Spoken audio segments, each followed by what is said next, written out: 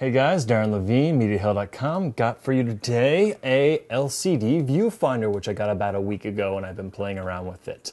It is the Hood Eye brand. Don't confuse it with the Hood Man.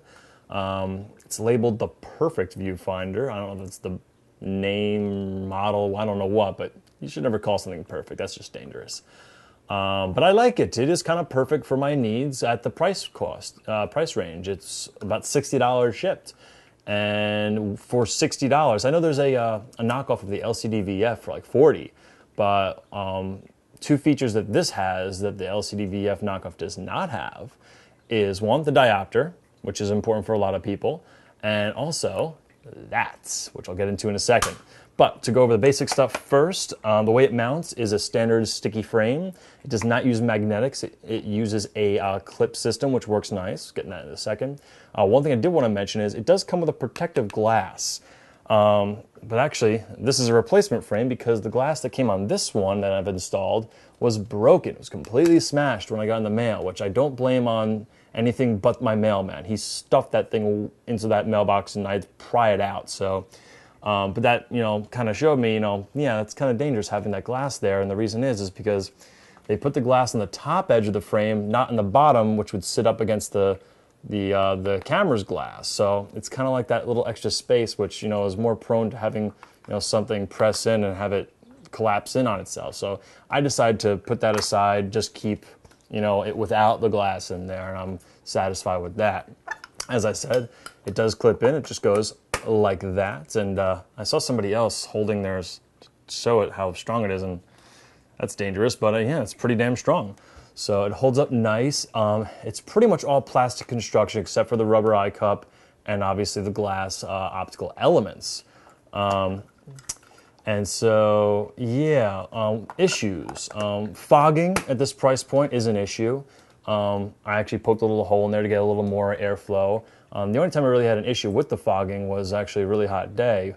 And it didn't fog up terribly. If I removed my eye for a few seconds, it cleared up pretty well, but I'll probably go and buy some anti-fog solution. You can buy that like in any, I think, sporting goods store, possibly for, like scuba diving and paintball. So you just rub that on there. It should take care of that no problem. Another issue is the eye cup that it comes with doesn't quite close in this area here. So I guess, I haven't seen an issue with it yet, but I suppose if the sun is right there and catches you in the right angle, that could cause some problems for you. But as it is, I mean, you could always just, put a new eye cup on, do whatever you like. So it's pretty nice. That's not, hard mounted on there. And obviously it even rotates for left-handed use, left-eyed use, I suppose. And so the main reason I did buy this over other units, aside from the price, which was about $60 shipped, which is great, perfect, was this little flip-up feature right here. The reason I like that is because although almost every one of these viewfinders comes with, a little necklace for you to put on, and so you can just literally have it dangling. I hate having stuff hanging around my neck. I just don't like it. So I really like that instead of taking this off, you just have that and you just look at it like that. And the other nice thing is that, oops, I didn't clip it on correctly. That was my bad. If you've ever been on set, which is a run and gun, you don't have a monitor, and the director says, or whoever says, can I see the last shot? You say, okay, you point the sun in the other direction, you go like this, which doesn't work so well. I'm sure you've experienced. So having this on there and just going like that, this does a lot better than your hand can ever do at blocking the sun. And it's really, really helps to be able to look through there versus, not having it on there to block the sun out and, see the full contrast of the screen. So that was absolutely huge to me. I don't know if the construction will last throughout years. It is mostly plastic. There's two little clips in here that hold this in place. But if those ever go, I can easily see how to, put some magnets in there, do something with it. I'm more concerned actually about that little hinge right there. It looks to be all plastic. I would assume there's probably a metal pin in there. But, I have thrown this around a little bit in just a few days that I've had it, but it hasn't broken yet, so that's good.